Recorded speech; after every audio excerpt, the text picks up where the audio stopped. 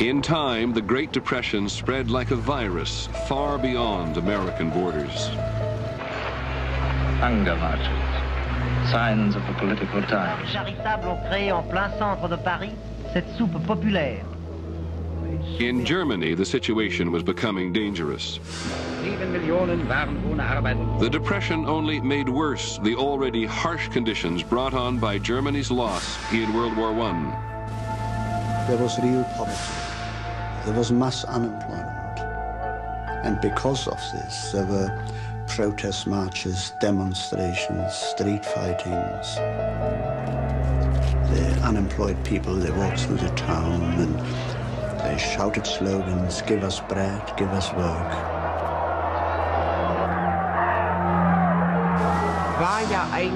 There was so much unrest, so much disorder.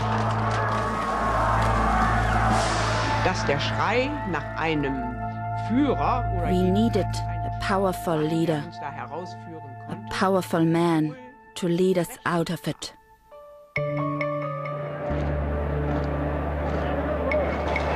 The first time I saw the Nazis, they marched around in town with brown shirts on. They had proper uniforms, and they had music, and they had flags.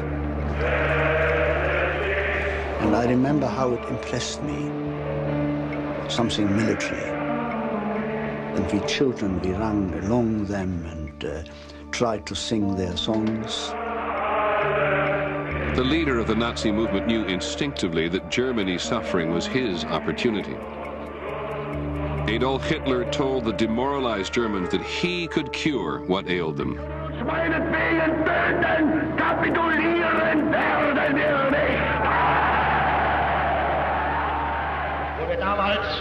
His speeches, they were rousing. He started always off quietly.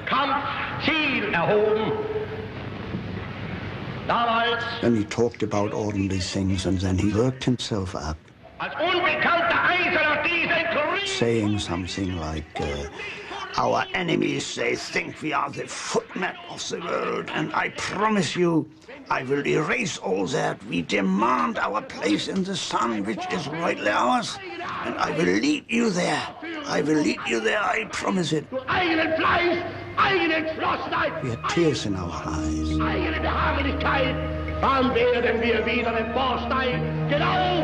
In 1932, Hitler's rapidly growing Nazi party took 37% of the vote in parliamentary elections.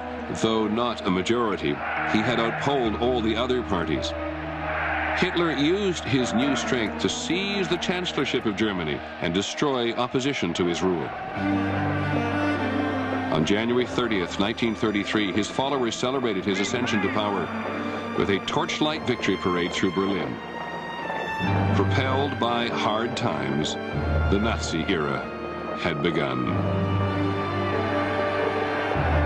The procession moved on through the Wilhelmstrasse. Martial music could be heard.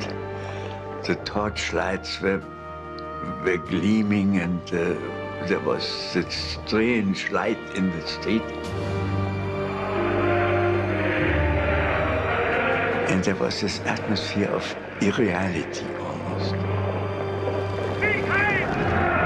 It's almost black magic. Hitler was able to arouse the masses in such a way that they forgot reason. But he had charisma, no doubt about that. And he promised the people that they would get work. People were desperate, you see. People being desperate, they will run after a man like Hitler.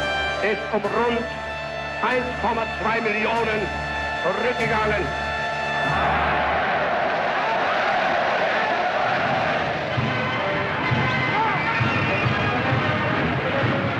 1932 was also a year of decision for Americans. Republican President Herbert Hoover campaigned for re-election, only to find that everywhere he went, his name had become synonymous with failure. Shanty towns of unemployed men were now called Hoovervilles. Newspapers were Hoover blankets. Empty pockets, Hoover flags. The very first task of this country is to see that no man, woman, or child shall go hungry. It was said of Hoover that even dogs took an instinctive dislike to him. We have yet to go a long ways into capture. And in the 1932 campaign, one man wired him, vote for Roosevelt and make it unanimous. Strategy which we have established is California cast 44 votes for Franklin D. Roosevelt. New York Governor Franklin Roosevelt was the Democratic Party candidate. He had been struck by polio in 1921. He was known more for his charm than his accomplishments. Most people were not sure what he meant when he promised a new deal to the American people. Friends, the time has come. Neither was he. But Roosevelt appeared optimistic, confident, and he wasn't Herbert Hoover. Our campaign slogan, Sissy. Happy days are here again. Good, that's right. Roosevelt won in the greatest electoral landslide America had ever seen. And he faced perhaps the greatest challenge ever presented to an American leader. The 4 million unemployed of 1930 had turned into 16 million by 1933. 25% of the American workforce. I mean, the American economy was in free fall. Economists disagree to some extent on this, but we could have lost everything in 1933. It was that bad. I, Franklin Delano Roosevelt. On Inauguration Day, nearly 100,000 people braved a cold March morning to hear what the new president would do. This great nation will endure as it has endured. Let me assert That magnificent resonance coming out. the only thing we have to fear is fear itself. We have nothing to fear but fear itself. And everybody would look at each other, they'd nod their head. Let us unite. And when he say, my friends, everybody could feel he was talking to him. That was one of his friends, that was one of his people. And me, a little black boy, down in Georgia, hearing that voice over the radio, you know, I felt it. It wasn't that he told it to Daddy and Daddy told it to me, or told it to Mama and Mama. No, he was talking to little Ossie sitting there listening to him. He could, through the magic of his voice and radio, reach out and involve you in the great adventure of making America work again. Roosevelt moved decisively to restore confidence in the country's financial system. In one daring move, he closed the nation's banks and ordered the Treasury to rush them $2 billion in new currency.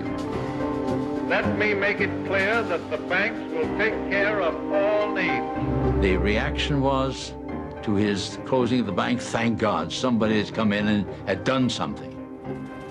When the banks reopened, deposits easily exceeded withdrawals. Rescuing the banks was only the beginning. In his first 100 days in the White House, Roosevelt moved at a breathtaking pace, regulating business, helping farmers, pumping new money into the economy. It was the most massive intervention in the lives of the American people the country had ever known. Roosevelt put people on the government payroll when private business didn't hire them fast enough. The wild boys of the road became part of the Civilian Conservation Corps, planting trees and building roads across America. They shipped us out to the bottom of Grand Canyon. We'd build trails, you know, for people coming and sightseeing. We got $5 a month, and they sent 25 home for your family to live on. And his was the federal government stepping in to help people. It may not have been enough. In some cases, it didn't help, but somebody was trying. And one had that feeling that maybe it was going to work.